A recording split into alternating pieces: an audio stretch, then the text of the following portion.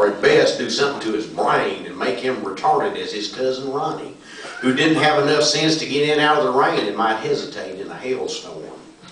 My grandma, the nasty old bag, who fortunately is dead now, claimed Daddy has what she called the sight.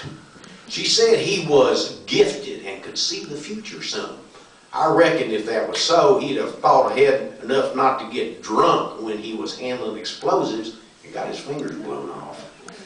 And I had never seen that much sympathy from him concerning colored folks, so I didn't buy his excuse for not cranking the phone. He didn't like my friend Jean Smith, who was colored, and he tried to make out we was better than her and her family, even though they had a small but clean house, and we had a large, dirty house with a sagging porch, and the chimney propped up on one side with a 2x4, and there were a couple of hogs walling out holes in the yard.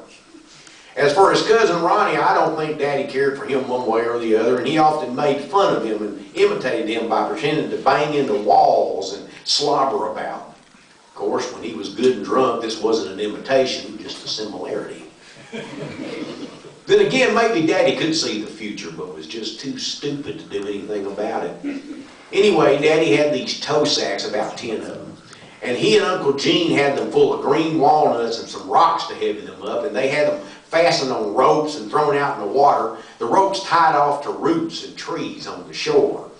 Me and my friend Terry Thomas had gone down there to watch and help because we didn't have nothing else we wanted to do. Terry didn't want to go when I told him what I wanted to do and where we were going and what I wanted him there with me. But he broke down finally and went and helped me toss bags and pull up fish.